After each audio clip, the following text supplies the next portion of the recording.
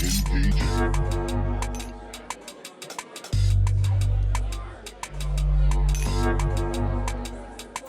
This is BarCode, a cocktail-powered podcast that dives deep into the personalities, criminals, and heroes that have come to define security across the globe. Please join our host, Chris Glandon, for another wild foray into the incredible world of humans and how they intertwine with today's modern technology. We hope you enjoy today's episode.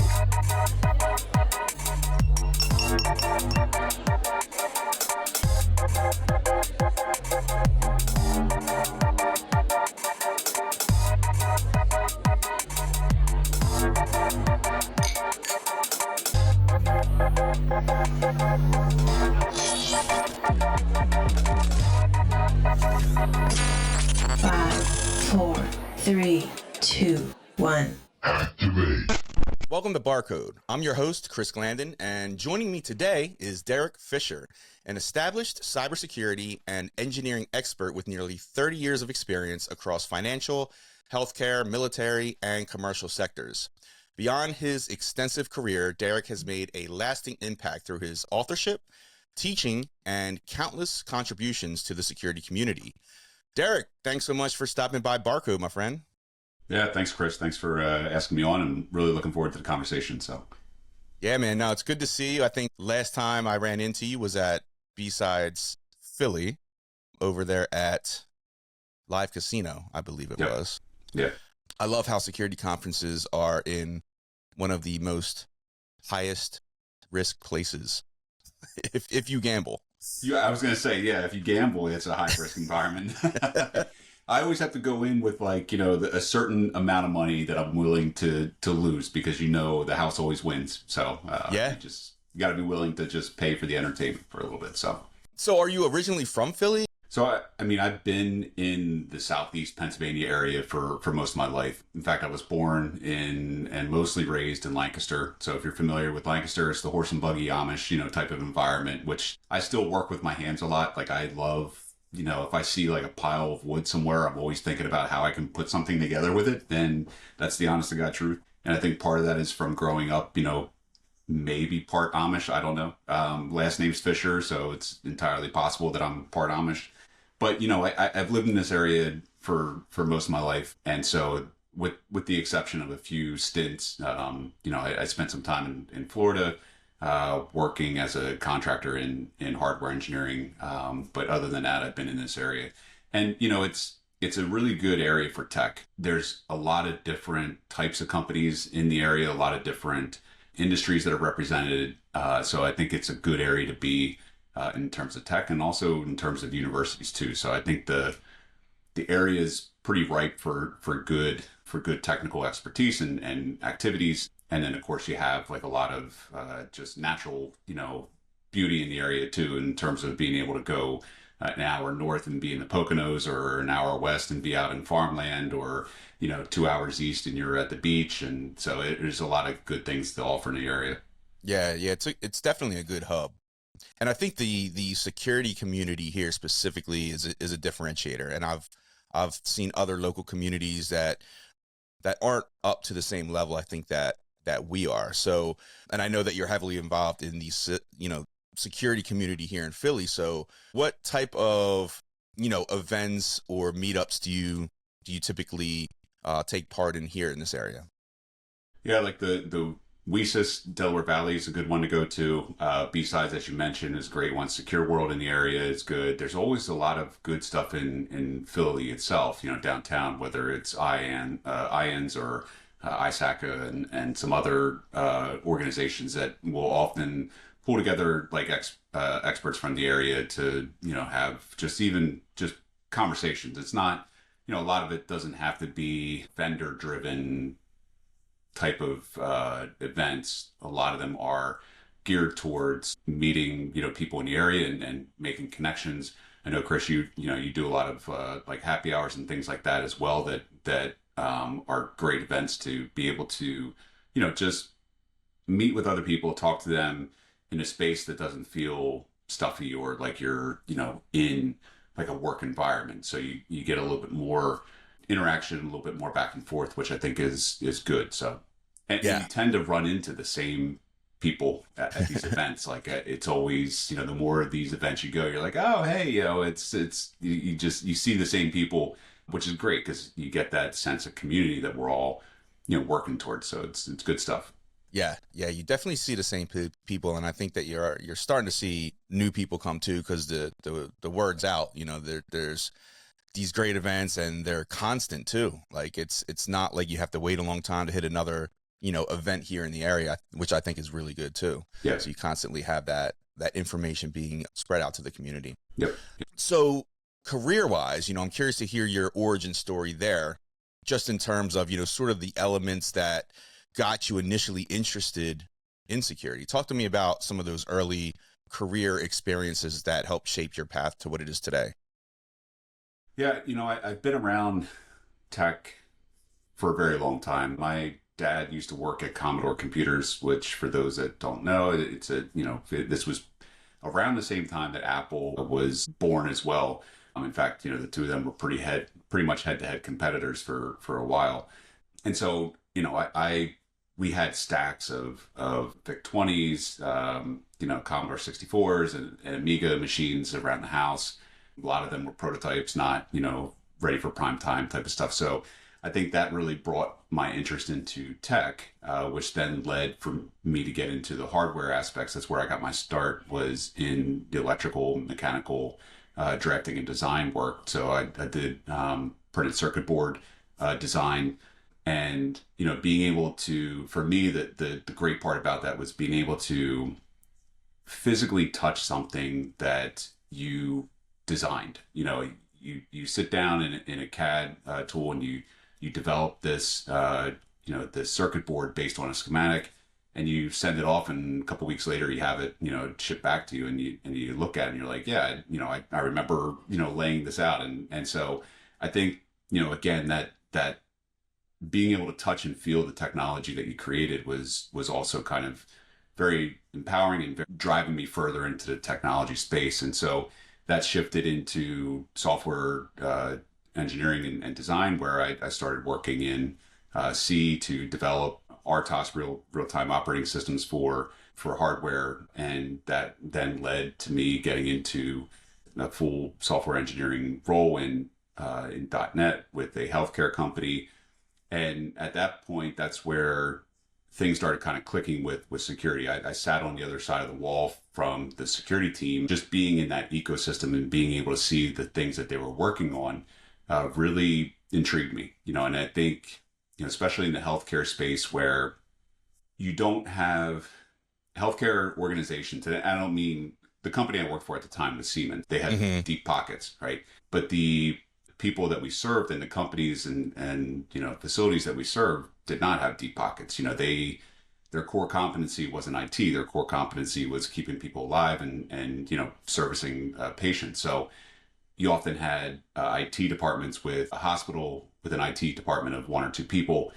And so seeing how security overlaid with the criticality of what it is that those facilities are doing really, to me, kind of spoke to what it is that we do in security, right? It's that we're here to develop systems, design things in such a way that, we're really servicing people that's not what they care about, right? They don't necessarily, it's not that they don't care about it. It's just, that's not what their core, competency is. And so I think, to me, that really spoke to what it is, again, that we do in security. And as they say, the rest is kind of history. So I've moved through a lot of different, whether it was healthcare space and then into the financial space.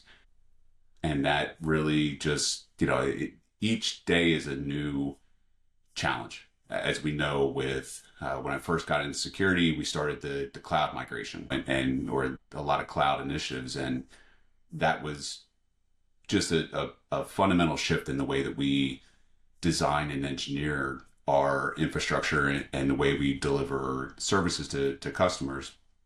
And now you're seeing things related to AI and how that's just creating a massive shift in the way that we not just develop our systems, but the people and aspects of, what are the impacts of AI and how, security is evolving to tackle those challenges. And I think, in a couple of years, we're going to see things change in relation to quantum and, robotics and stuff like that, where that's going to, again, I think, create a huge shift in the way we secure. So the security industry, much like technology, is constantly changing. And I think that's, exciting. So, Yeah. Yeah. You said that day by day, it's a new challenge, but you've been in this industry for a long time. So would you say that AI is probably the most significant shift that you personally have seen? I mean, the cloud, the introduction of cloud really caught everybody by storm, and it was I don't know what was a bigger shift or not. Yeah. To me, it seems like we still don't know what the true impacts of AI are going to be.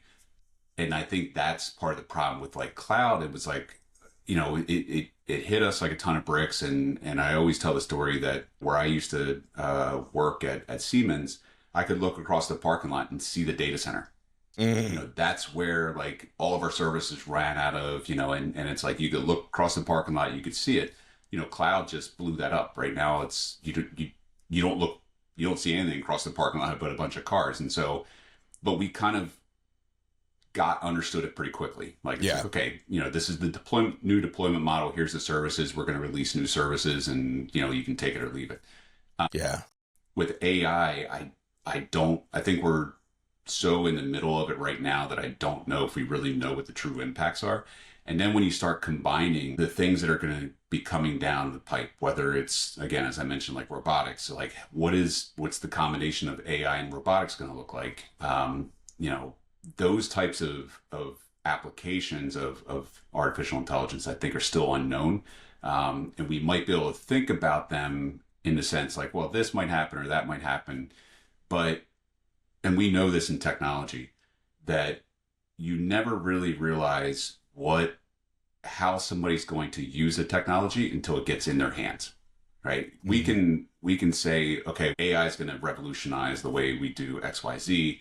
And then a consumer gets a hold of it and says, well, I'm going to think about doing it this way. And they do something completely different that the developers or the engineers that created that particular AI model or whatever is not, they weren't thinking about it that way, right?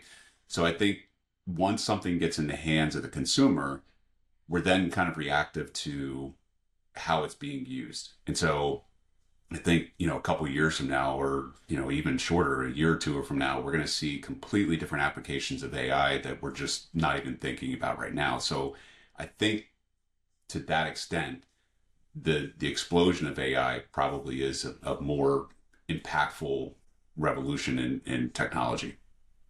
Yeah. Yeah. That makes complete sense. It's unpredictable. Yeah. It's unpredictable. And I think the aggressiveness of AI just seems to be much faster than cloud was. So, I think that if we're not involved directly with threat modeling in an organization, I think we all realize that, security teams should be doing threat modeling. We understand the principle of it. So first off, for those that aren't doing threat modeling day to day, if you don't mind, just give me the quick Derek definition of threat modeling. So threat modeling is the identification of threats within your design architecture. And there's formal processes for that. There's the building out a secure engineering or secure architecture diagram. You can create attack flows. You can create attack trees. There's a whole bunch of different ways that you can sort of visualize and create a threat model. But the end goal is that you want to identify the threats that are particular to that design. Okay. But, when we're doing threat modeling, there's basic questions that, we ask. What are we building? What can go wrong? What are we going to do about it? And did we do a good job? And so those four questions, you can bring those down into like a user story level, right? You don't have to wait for a C4 diagram to be generated for you to take that diagram, break it apart, create a formal threat model. It's asking those basic questions. What are we building? What can go wrong? What are we going to do about it? And did we do a good job? And, I often, when I'm teaching threat modeling, is that I often describe that we do this on a daily basis. right? We may not be thinking about it, but we walk outside of our house and, we may be thinking about the weather. Like, is it going to rain? Is it going to be hot, cold? Okay, what am I going to do about it? Am I parking my car in a bad neighborhood? What am I going to do about it? Like those kind of things, that's threat modeling, right? We're not really thinking about it as like we're doing a formal threat model. It's more that mindset of what are we doing? What are we building? What can go wrong? What are we going to do about it? And the did we do a good job part about that last part is really, did we do a good job of identifying not just the threats, but the scope of our design, the scope of what we're actually trying to think about. Did we do a good job of capturing all that? Okay. Did we do a good job of capturing all the threats that are posed at? Okay. Did we do a good job of capturing the controls that are mitigating the potential threats? And so threat modeling can be a formal type of activity where you get a group of people together, you get on a whiteboard, you draw out the architecture, you start talking about the threats. You could do it like a design diagram and then do the same thing. There's tools out there for it, but it basically boils down to, asking those fundamental questions. And you could do that again at the user story level. Yeah. I've never thought of it as a subconscious mental threat modeling situation. That's an interesting way to phrase it. Did you go to the Eagles parade? I did. So were you doing the threat modeling mentally when you went? I did. I did. So, no, it was a mental whiteboard, but I did do threat modeling for sure. Yeah. Yeah. I mean, it's those types of, activities again, that you're not really, it's not like you're sitting there drawing it out like, okay, I'm going to be on Broad Street at this time and, I'm going to get hit in the head with a hoagie or something like that. It's just but mentally, that you're stepping into an environment that you probably need to make sure you have your wits about you. So yeah. And it's a possibility to happen. So yeah. All right. So you have teams that perform these threat modeling tasks. A lot of it, like you said, could be a whiteboarding session in a conference room, right? But taking it from that conference room to reality is a task, and there's certain tasks involved. So from your experience, what approach is the most effective way to take that and then apply it within the enterprise? So that's where I think I see a lot of organizations kind of stumble with it, because like you mentioned, I mean, a lot of organizations say we got to do threat modeling, right? And oftentimes the same way that we treat any type of scanning activity or, assessment activity, what are we doing it for? Number one, why are we doing this? Number two, do you have the bandwidth and the capability of actually doing something with the output from that? For those of us that have been, around, I got my start in application security. And so that was a lot of, static analysis, scanning, dynamic analysis that would just turn up hundreds or thousands of results. And everyone just throws their hands up like, well, what am I going to do with this? Right. And so, threat modeling is just adding an additional layer of here's more, right, problems that we found with your design that need to be fixed. So the first step is really to understand, one, do we have the staffing, the workflows, the processes in place to really manage the potential work that's coming out of, a threat model? Because again, if a security architect or engineer sits down and looks at a design, they're going to find stuff. And, it's then up to the development team or the engineering team with the assistance of the security team to develop those mitigations and security controls. What I think the real output from that is not, here's some vulnerabilities, or some tasks for you to go fix. It's really about developing and designing secure reference architecture or secure controls that are then able to be used throughout, the organization. So if you're a small organization with, 2 or 3 applications that you're managing, that's a little bit easier. You can generate or create, a secure architecture, secure reference architecture, or secure design that you can then use in your other applications. But if you're a much larger organization, that becomes a little more complex, and that really will depend upon your processes and the people in place to drive those changes. But the goal is to create a secure design out of that threat model to solve, the broader problems. Because as opposed to like static analysis or dynamic analysis, where you're scanning an application and you're scanning code and you're of a given application, you're saying, here's the, vulnerabilities that were found in that. When you do threat modeling, you're really looking at the bigger picture, the design, the architecture. And so those, changes aren't going to be those tactical, here's 10 vulnerabilities that we found. It's more, here's the issues with the design that we need to solve more holistically. That's going to get you, a bigger bang for your buck.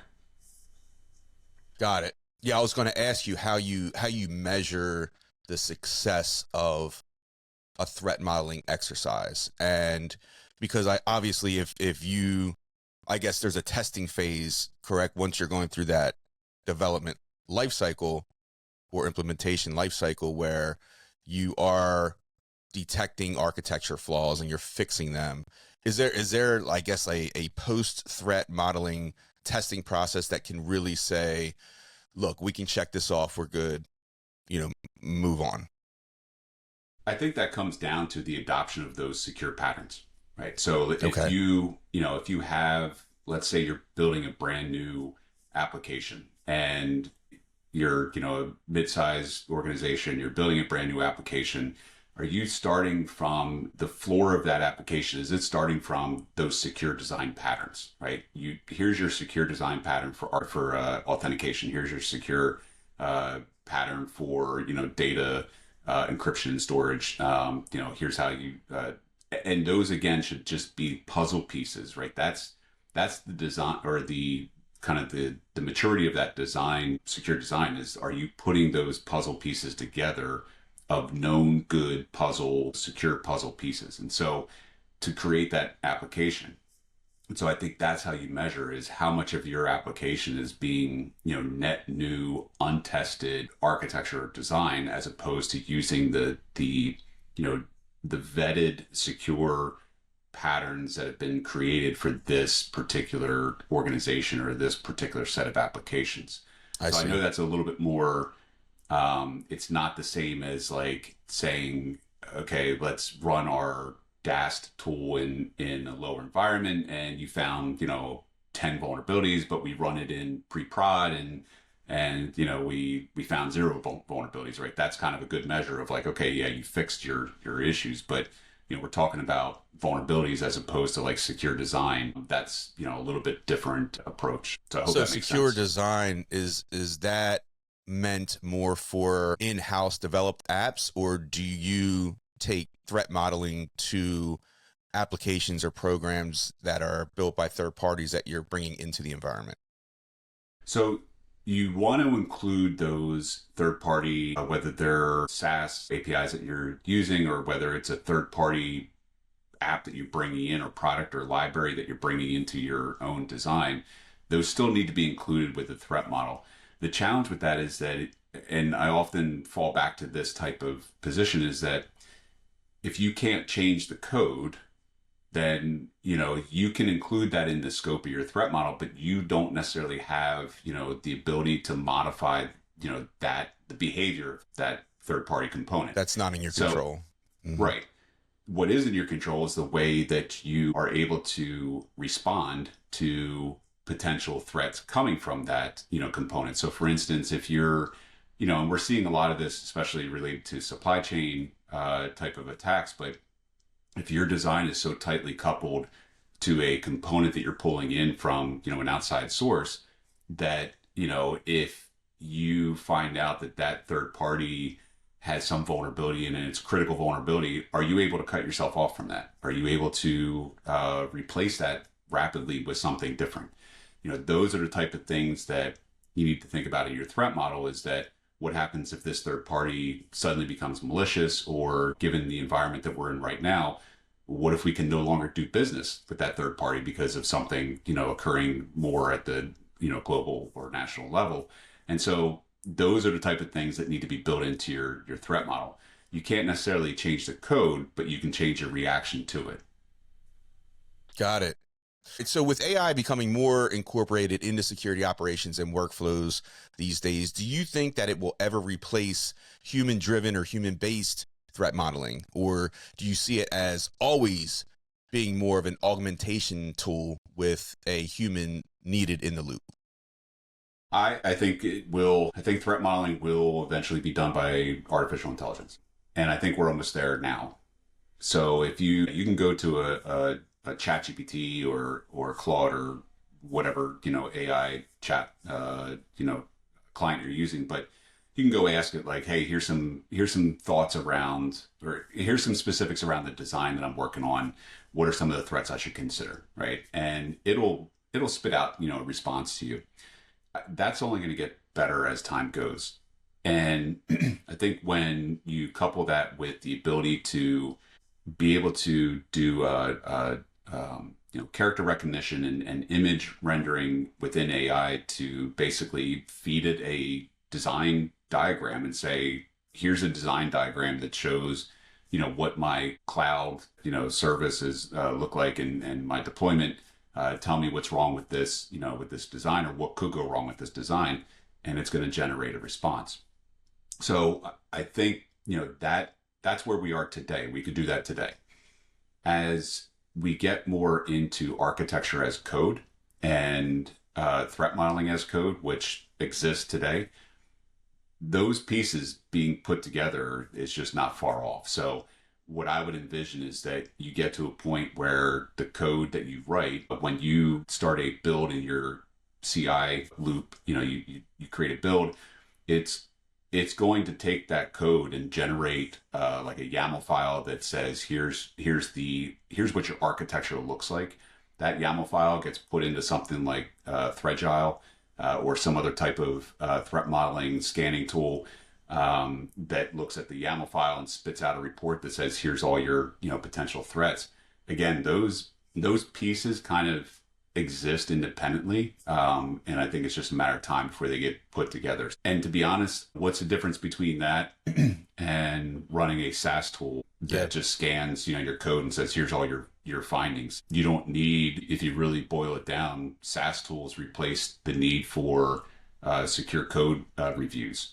Because you have a secure code review basically in a SaaS tool. Now we can argue about how good the output from those SaaS tools are, but you get something. And so with AI, I think you're going to see that can constantly get better and smarter to the point where you're going to have threat modeling done by AI with no human in the loop. So for the security professionals that are doing threat modeling or doing or have other positions that could potentially be replaced by AI, what advice would you give them in terms of job security? Is it more about learning the tools, or are there paths that they should pivot to now before that time hits? To me, the job of, and I'll say in the sense of like application security, product security, the job of the security architect or security engineer is still in building secure design. And, as of right now,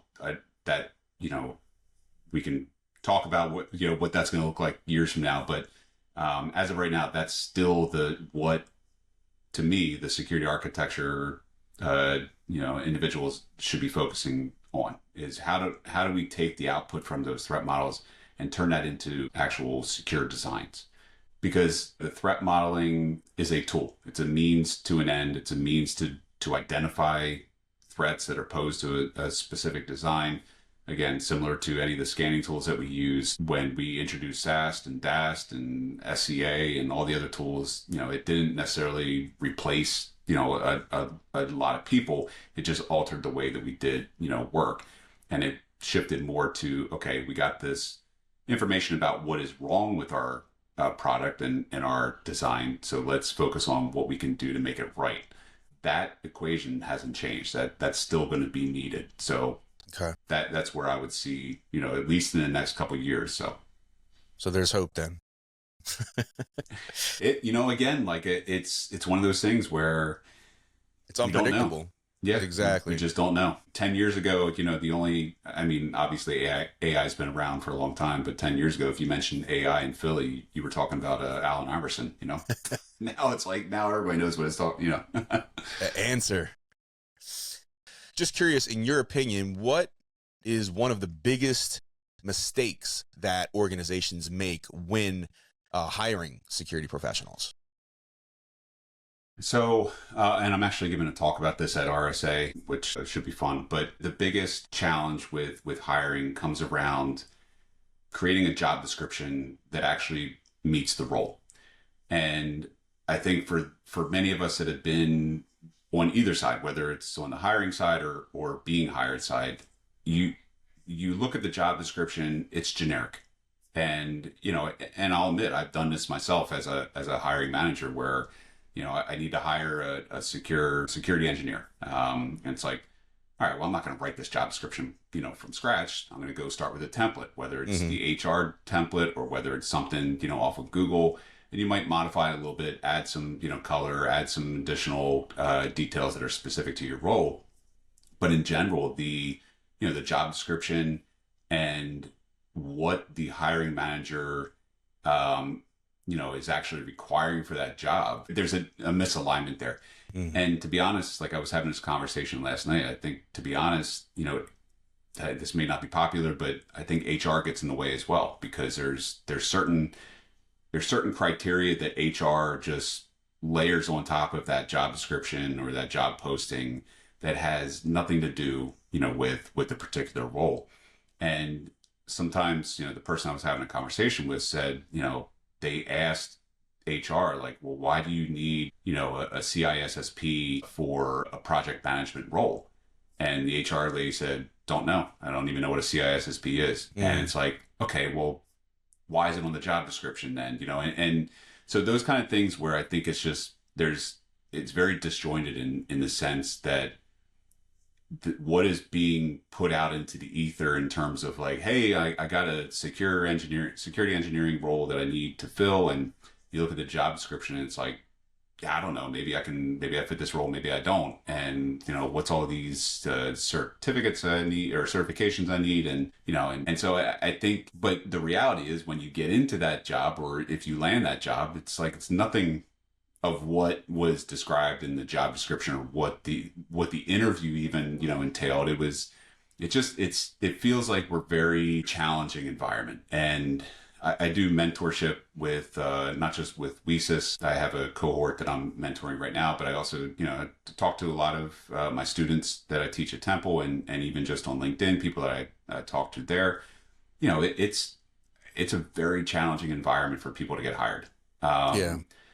And, it's disheartening when a job gets posted on LinkedIn and within an hour, 100 people have applied. And you're like, well, what's the point? You're an hour or two and it's like they've already been flooded with, applicants. And so and you may have one qualified. Right. Yeah. So I think that's the other part of that is like, you have to have that proper job description that then leads to, proper candidates. So you do have that domino effect. Yep. And even myself, like, when I was looking for work, a couple of years ago, it's like, you're a number, you're just part of the noise, and you're with everybody else just trying to beat the system, and job hunting has become a lesson in beating the system, and the sad part is that the hiring managers and HR on the other side, they're doing the same thing. They're trying to beat the system, right? Because, job seekers are now leaning on automated tools and other types of services to try to get through, the automated systems that the organizations have put up. But the organizations put those up because 100 people were applying within an hour for a role, and only a handful of them actually have the skills needed. So it's like there's this kind of arms race between both sides, and honestly, I don't think anybody's winning, in that race. It's it's not a great scenario right now. So I would love to hear from an organization that has that process down and how they do it, because then it takes time too beyond that to prove that it was a success. You could bring Right. someone in that, just BS their way through, but those repercussions are going to hit later in time. So I would love to hear, how that's being measured and what works. Cause yeah, most places aren't doing it right, I don't think. No. And, and again, it's a bad scenario right now. And again, like talking to people on the hiring side and talking to people that are trying to be hired, both sides have frustrations, and it's really not doing anybody any service. So Yeah. So if you're speaking directly to someone that's looking to break into the industry, especially in areas like AppSec or DevSecOps, but has little to no real world experience, what would you say is the optimal place that they should start? So, for me, it's really understanding what's in demand. I get asked a lot, and I'm sure Chris, you probably do too. You get asked like, "Hey, I want to get into cyber. What should I do?" And oftentimes I ask, my response is like, "Well, where's your interest? What is it that you like to do? What appeals to you about cyber, and not just cyber, but what appeals to you about technology?" To be honest, like a lot of times the responses I get, vast majority of times, it's I want to be a pen tester, and it's like, why? Why do you want to be a pen tester? And to be honest, like the pen testing type of roles it's just so saturated that there's just not, there's too many people trying to get into it, not enough roles, in it. And I think it comes down to, again, like understanding where your expertise is, where your passion is, because you have to actually like what you're doing. You can't just get into cyber. And I'll be honest, I think that a lot of people think that, cyber, it's glamorous. It's, I'm going to make a lot of money and I'm going to do, I'm going to be able to see the world and do all these things. And, the reality is that it's a job. And, there's things, it's not a 9 to 5, but you know what I mean? It's a job. It's that you're dedicating yourself to, and you really have to like what you're doing. And you have to really feel like what you're doing is making a difference, and that that you can go home at the end of the day and say like, yeah, I made a difference. I did something good. I enjoyed what I did. I learned something new, like those types of things. And so I do feel like some individuals that are trying to get into cyber are kind of doing it for the reasons of like, I'm going to make money. I'm going to have a successful career and all these things. But you have to go where the openings are. And a lot of the roles that are open right now are in risk related roles, and they're in like defensive type of roles. Pen testing doesn't rank up there. It's basically managing risk and design type of roles. And so those are where people should be putting that are trying to get into cyber, put their focus in. And that may change. Like in a year from now, it might, something else might pop up. There may be more, roles open in different areas, but, right now that's where the roles are. And so understanding, hey, is that something that aligns to what I actually feel I'm passionate about and feel like I can make a difference in, then, go for it. But, I think that's always the starting point, is to figure out, what do you want to do? Are you going to be happy doing it? Yeah, I think there's a void too for individuals at that low level in terms of just knowing what positions exist. So, what is your take on, those type of individuals going to networking events or trying to look for mentors just to understand the positions available and gain exposure to what those are and what to expect from those? Because like you said, with pen testing, it could just be, that's what they see. That's what they see online. That's what looks interesting to them, but could be completely different once they get there. So, how do they gain that real life exposure from people that are already on the front line? Yeah, I think, like you said, going to events, connecting with people, and starting conversations with people that have been in the industry. Because I'd be happy to talk to anybody that wants to reach out. When somebody mentions like, "Hey, I want to get in cyber," like I said, the first thing I ask is, "What do you want to do?" And it's pen testing. And I think because, like you said, that's kind of the most glamorized, well, visible type of role that's out there. They want to be a hacker, but they want to do it right, legally, and the closest to that is going to be a pen tester. Right. But, the reality is, like I said, that, risk type of roles are the dominant, roles that are open. Nobody, I've never had anybody come up. Well, I shouldn't say never. I've had very few people come up to me and say, I want to get into risk, because like, even I don't want to be in risk, it's like, those are the nerds, but no. but to know what that involves, right. From a organizational level is I think where there's some confusion. Yeah. And there's, again, cyber, the way I always equate it is that when you look at technology as a whole, right, there's so much. There's the hardware aspects, there's the networking, there's software, there's cloud, there's all these different, parts, whether it's, robotics and anyway, there's a ton of different parts of engineering. Security sits on top of all of that, right? Mm-hmm. When you say, I want to get into security, that's why I was saying before, think about technology. Like, what in technology appeals to you? Because then that's going to help you get into, that type of security type of role, because all of those parts of technology need security and generally have security layered on top. So yeah, I would also advocate for focusing in on a niche, a part of technology that you may enjoy, but within your own mind, you think it's so obscure that there's no security positions needed for that. But I think you're wrong. And I think that that's where you're going to become more valuable as a candidate by having that niche expertise. Yeah.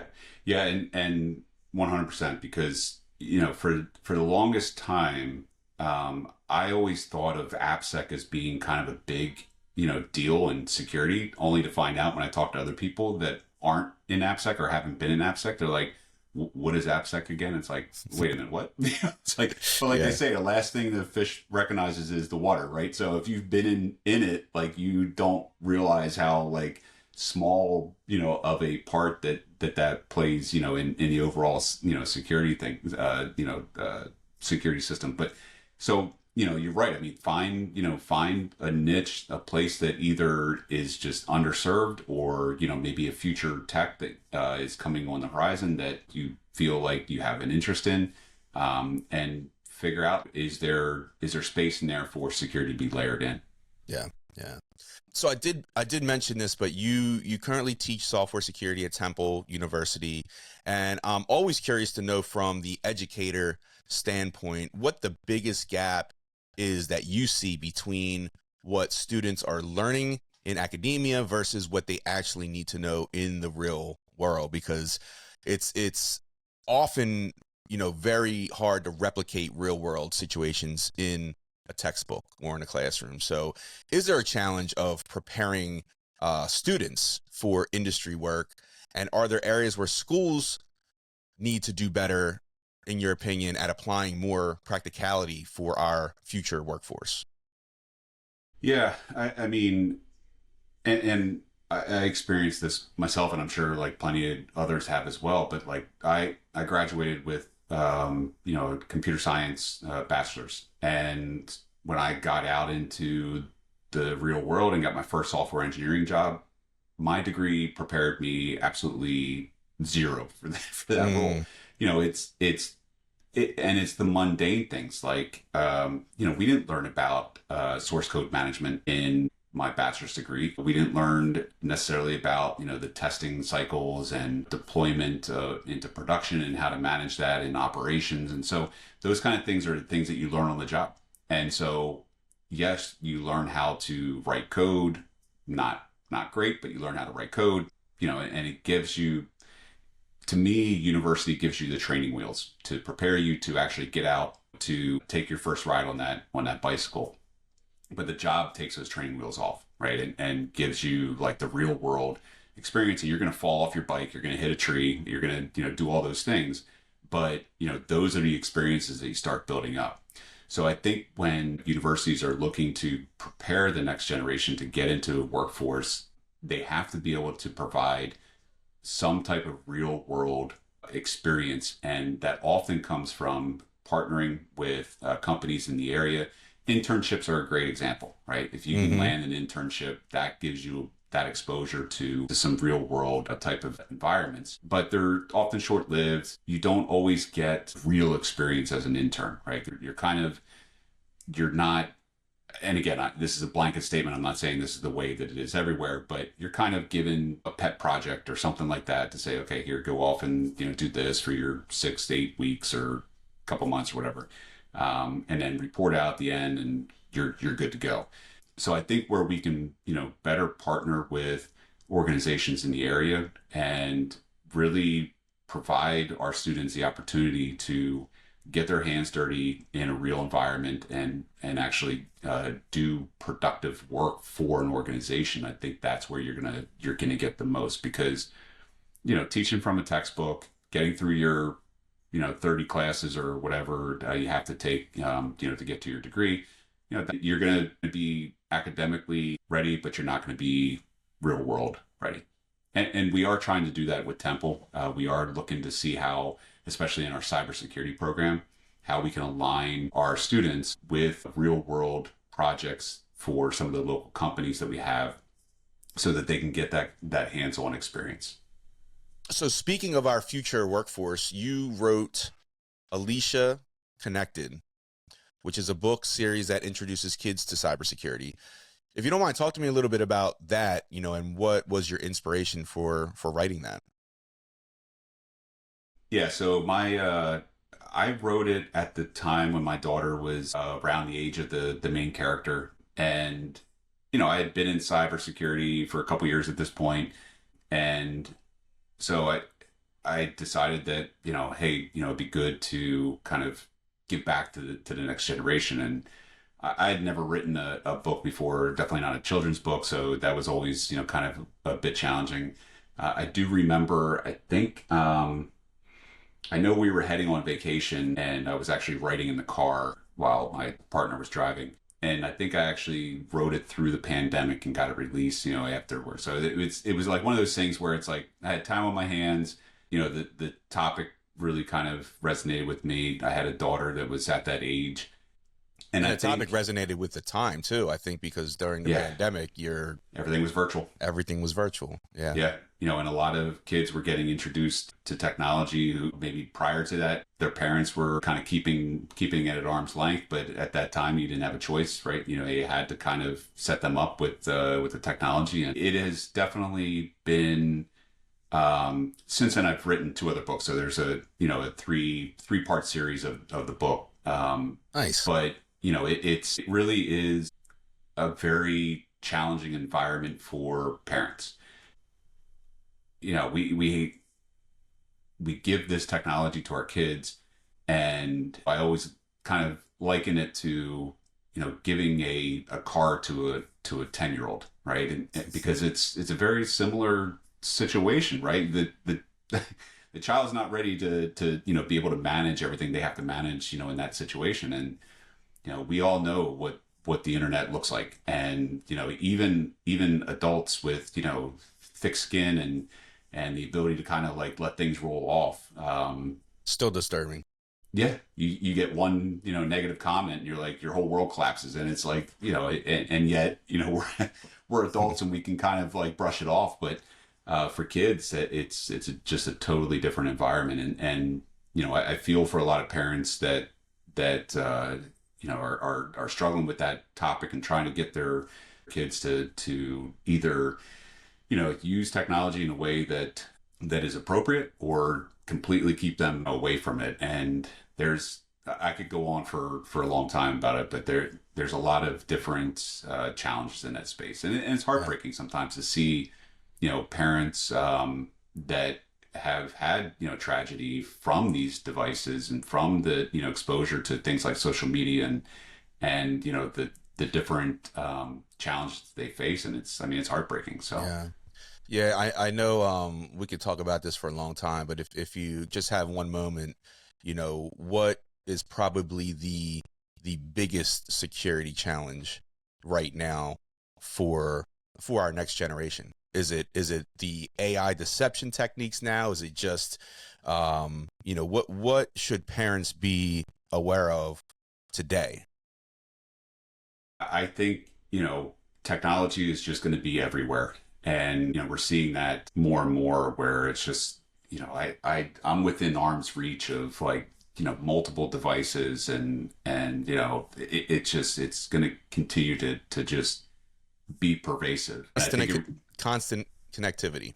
yeah, yeah. And I always told this story recently, but, it was sort of like a not a joke, but it was sort of kind of a funny, lighthearted way of looking at it. But there was a teenager who her parents took her phone from her because she did something, right? And so she was trying to post to her audience on Twitter at the time.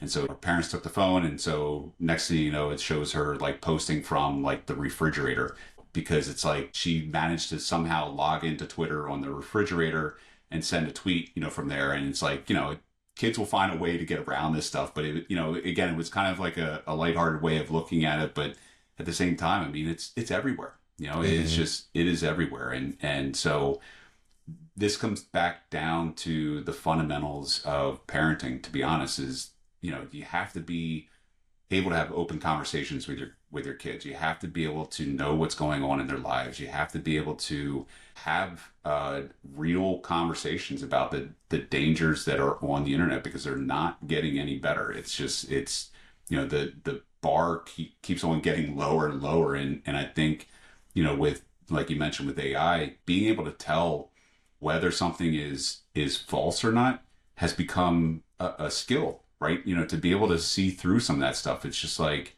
yeah. And we know that, like, we understand that risk, but for others not in our industry or for younger ones, they're definitely not thinking about that.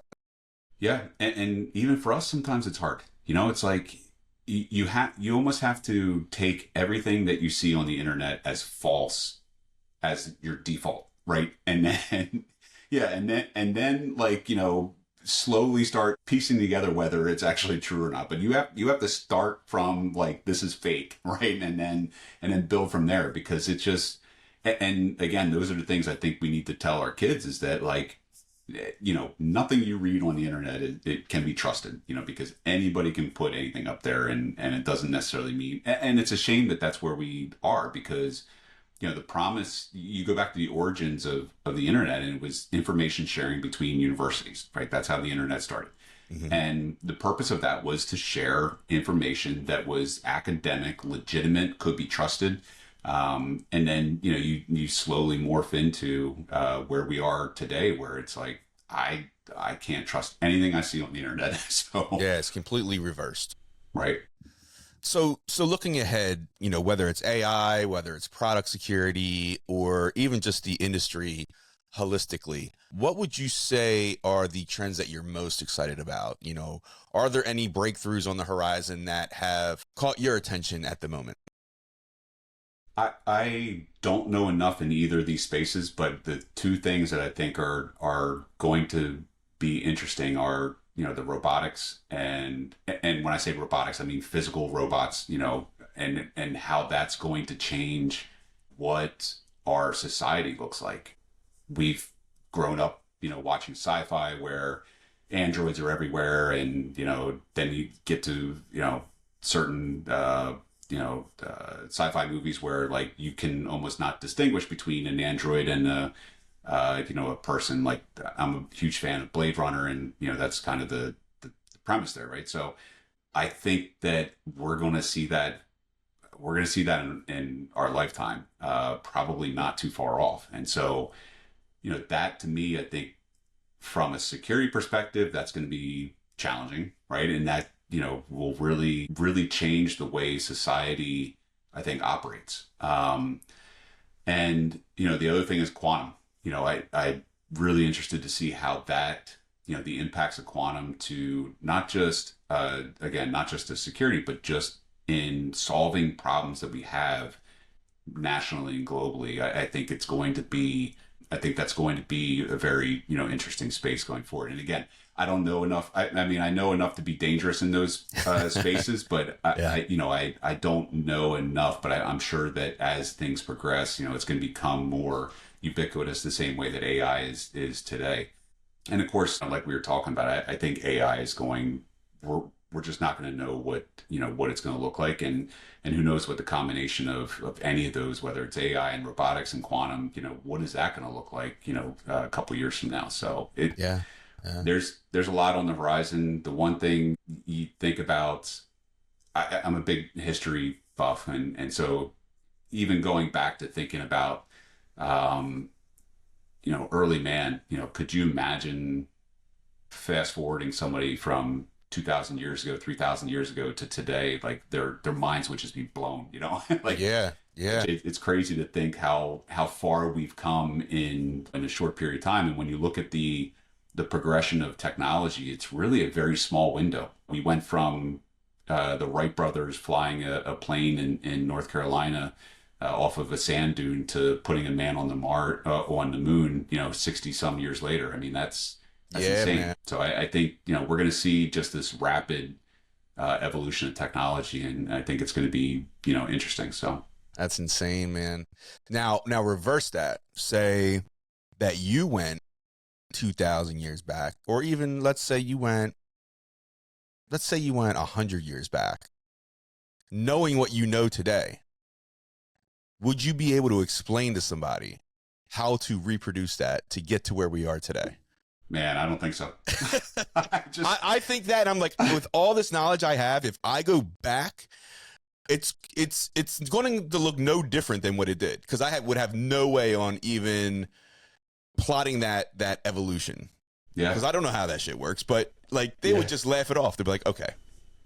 I mean, could you imagine explaining to somebody, like I even remember telling a story recently about how, when I was in elementary school, I remember my neighbor said, we're going to have telephones that will allow you to video chat with somebody, and this was in a time when the telephone was screwed into the wall of your house, right? And they're like, yeah, you're going to be able to, like, there's going to be a video camera on there, and you're going to be able to talk to somebody. I'm like, why would anybody want to do that? Like, you know, what and so, but then you get asked, so how is it done?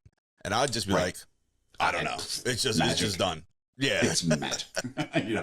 Well, it's interesting because there's a book. It's basically like a coffee table book, but it's massive.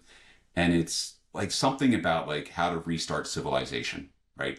And it answers those questions of like, here's how you build, XYZ, or here's, the schematic for doing, these things. And so I always like look at that and like, I should really get it, but it's like kind of expensive. So it's like, that would be interesting to see. Yeah. That's what I was thinking. It's like, it's not like it's going to be in my go bag, when the you'll probably come. Never need that.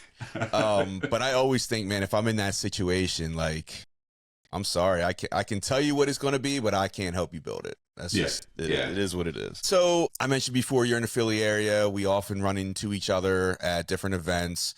And so this next question, we can keep within the state lines of PA, or you can go beyond that. But I'm just curious, what's the coolest bar or the coolest bar type atmosphere that you've ever been in? So I like the bars that combine arcade and drinking. So there's one in Phoenixville called, I think, the Underground something. It's in Phoenixville. It's literally underground. I think it's called the Dungeon or something like that. Okay. There's one in Westchester as well that just opened up, which is pretty cool. But then, of course, in Philly, there's one called the BarCode, which is pretty good. That's there in Independence Hall, right? It's near there. Or near Independence Hall, yeah. I've been to that one. Yeah, that's a pretty cool place. It's two levels, right? The one that's two levels, yeah. Yep, yeah. And then it's called Flight Club. Yeah, Flight. So it's a dart place. And so I've been to the one in Chicago, and it's a really cool atmosphere. It's kind of has the like circus type of atmosphere. Not circus, but it's got like that circusy type of feel. But they have all kinds of different games on the dartboard that you can play. And they're supposed to be opening one in Philly. It was supposed to be opened, I think, in the winter, but we're now past or somewhat past it. But hopefully that's opening soon, because that's a really cool environment to be in. Okay, Derek. Well, I just heard last call. You got time for one more? Sure. All right. If you decided to open a cybersecurity themed bar, what would the name be, and what would your signature drink be called? So I like I don't know why, but I like the Art Deco type of theme and aesthetics and all that stuff. So I would open up a bar, like that, and make it like a combination of like a speakeasy and like a Art Deco inside, like interior, and add a bit of a, whether it's a riddle or some type of security, maybe you have to kind of break into the speakeasy as opposed to just being able to walk in. You have to find it. Then once you find it, you have to figure out how to get in. Yes. I like it. Once you find it, you have to figure out how to get in. So sort of following with the whole speakeasy type of, activity there. But the drink that I think I would go for, I'm a big whiskey scotch type of guy. And I like, whiskey sours or old fashions, but I also take it straight up. So, but, I think a zigzag whiskey sour is what I would call my signature drink. So zigzag whiskey sour. Okay. So what's in that? So I got whiskey, a little bit of lemon juice, a little honey ginger syrup, some orange bitters, and an egg white. And so I think, mixing all that together, I still have to try this. I sort of like slapped together the recipe, but, after I saw it, I was like, yeah, I could probably give that a go. The only thing, I've only had a whiskey sour with an egg white a handful of times, because something about that just kind of like just weirds me out a little bit. But, especially with the price of eggs these days, I'm sure the drink will be like a $30 drink. And usually, like if I'm doing what I call the poor man's whiskey sour, it's lemonade mixed with whiskey. So, that's I'll try that. Yeah, hey, that's my poor man's. I'm showing up to a picnic type of whiskey sour. So that's your poor. Yes, my poor. Well, thanks again, man. It was great seeing you. Before you go, would you mind letting us know where we can find and connect with you online? Yeah, so LinkedIn's always easy. You can also check out my site, Securely Built. That's my website. But, I have some training on there to check out. You can find out more about some of the stuff that I'm working on both LinkedIn and there. So I'm also on Substack. So want to check that out. It's Securely Built on Substack. Other than that, LinkedIn's usually the best place. So okay. And then you said you'll be at RSA. Are you going to Black Hat and DEF CON again this year as well? Not this year. Okay. RSA is the big one. I'll be at WESIS this year, which is in Dallas in a few weeks, I think. And then RSA at the end of April going into May. I'll be at Boardwalk Bites, in the summer. So yeah, I'll be around. Cool, man. So for the listeners that are tuned in, if you're going to RSA, hit up Derek, buy him a whiskey sour, and you'll be glad you connected with him. Or just lemonade and whiskey, that's fine. Or just lemonade and whiskey. All right, Derek. Well, thanks so much, man. It was great seeing you, and I'll see you soon. Take care. All right, thanks. Thanks for the opportunity.